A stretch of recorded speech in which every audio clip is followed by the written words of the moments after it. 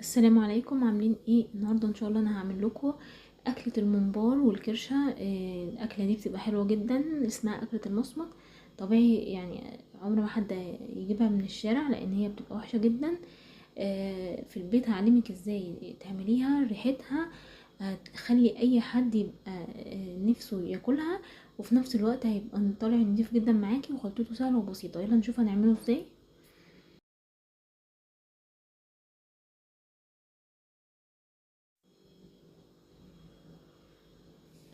انا هنا معايا الكرشه، ده كيلو كرشه. طبيعي الممبار والكرشه لما بجيبهم بحط الكرشه بالذات، بحطها في ميه مغليه عليها ملح ليمون وبيكربوناته وخل وليمون، واسيبها منقوعه كده لمده ساعه. اجي انضفها تطلع معايا بيضه بالطريقه دي. بنضفها طبعا بالسكينه وبرجع اغسلها تاني وبغسلها بميه سخنه. دي ما بتخليش في اي ريحه للكرشه، وبتطلع معاكي نضيفه جدا. هي متبقاش جايه كده خالص، هي بتبقى جايه لونها غامق.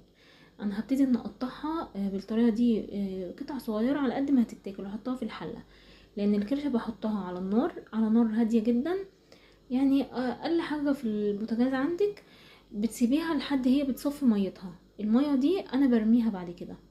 شايفه القطع اللي انا مقطعاها قطع صغيره بالطريقه دي كده.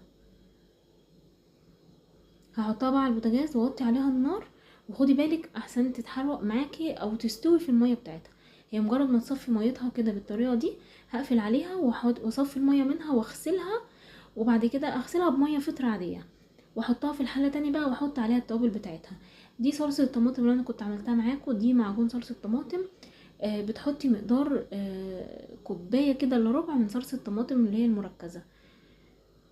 وبحط بقى الميه لازم تكون مغطيه الكرشه. انا ما اقدرش اديكي كميه الميه، بس هي لازم تكون مغطيه الكرشه كده لحد فوق، مش لحد فوق قوي، زي سوى اللحمه. لان هي تاخد سوا شويه. هنا بصلايه صغيره كده متقطعه مكعبات صغيره، ومعلقه كمون، واحطها على النار لحد ما تبتدي ان هي تخش في التسويه معايا. بعد كده اول ما تدخل في التسويه هحط لها بقى معلقه صغيره من الثوم المفروم، واحدقها بالملح. ولو عايزه تحطي شطه بتحطي. والبصلايه ممكن برضو تضيفيها بعد ما الصلصه تبتدي تغلي، تضيفي لها البصلايه. هنا بقى هجهز خلطه الممبار. انا معايا كيلو ممبار، اللي هو العجالي اللي هو بيبقى عريض ده. انا هنا دي الصلصه برضو اللي كنت عملتها، انا شغاله منها طبعا. انا بحبش طماطم الصيف. لو ما عندكيش بكيلو الممبار بياخد معايا كيلو طماطم، او كيلو ونص من الطماطم. وهنا معايا 5 طماطميات مقطعاهم صغيرين كده. الممبار بيحب الخلطه بتاعته تبقى حرشه شويه، بيبقى طعمها حلو جدا. وهنا معايا 4 بصلات كبار، انا عاملاهم في الكبه بالطريقه دي كده، مش منعماهم قوي. بيبقى زي بشر البصل كده زي ما انت شايفه. بعد كده بنزل بالخضرة بتاعتي. انا معايا شبت وبقدونس، حزمة شبت وحزمة بقدونس، غسلاهم مصفياهم كويس جدا من المية ومخرطاهم بالطريقة دي كده. هضيفهم على الخلطة بتاعتي.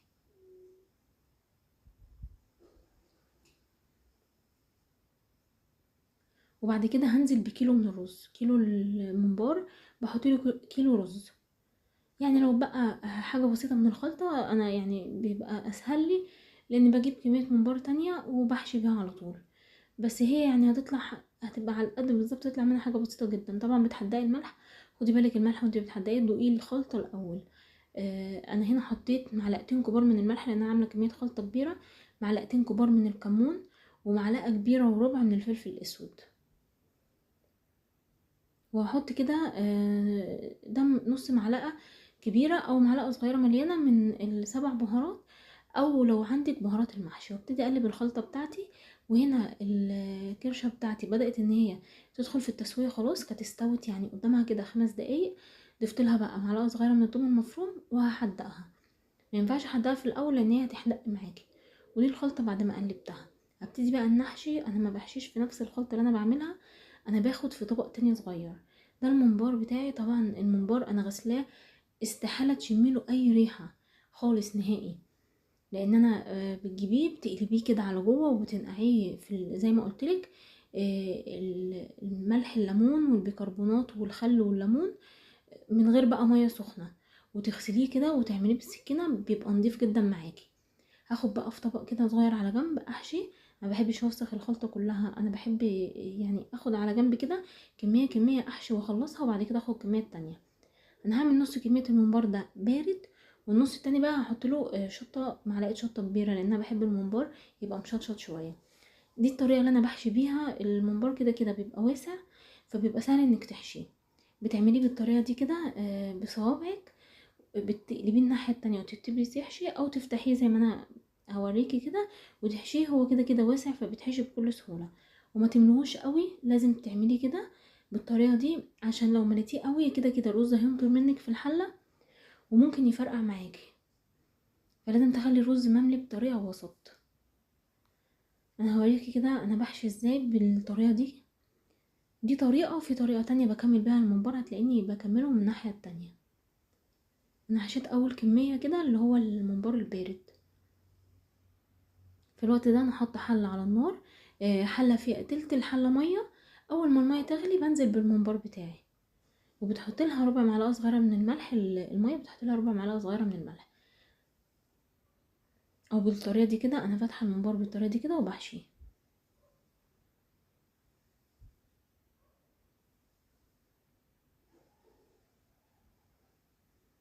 وابتدي بقى ان اشيل انضفه من اي كده رز بره، واسويه كده بحيث ان الرز ما يبقاش كتير فيه، يبقى مناسب. بعد كده بقى هنزل بالممبار بتاعي ووطي، هخلي النار وسط، وهوريكي انا بشوفه استوى ازاي.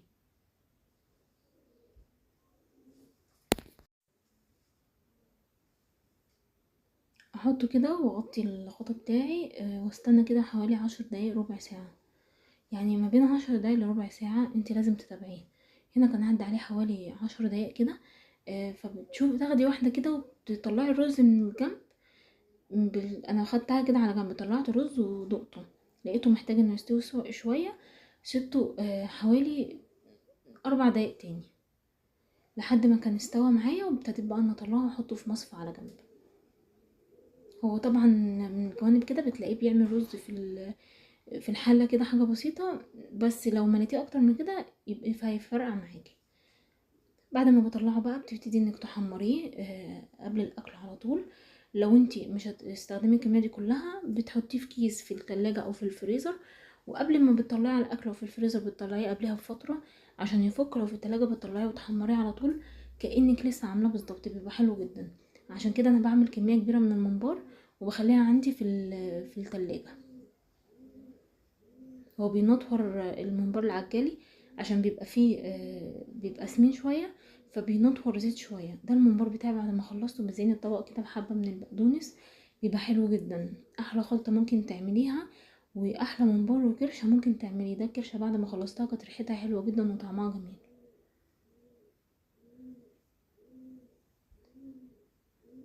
يعني الاكله الوحيده اللي استحاله تجيبيها من بره، طبعا لاني انا بنضفها في البيت، فاستحاله استحاله ان اجيبها من محل جاهز من بره.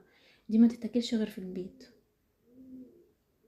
شايفين الخلطة بتاعتي من جوه عاملة ازاي؟ طعمها حلو جدا. اتمنى يكون الفيديو عجبكم. لو اول مرة تشوفي الفيديو ما تنسيش لايك الفيديو واشتراك للقناة وتفعلي زر الجرس عشان يوصلك كل جديد.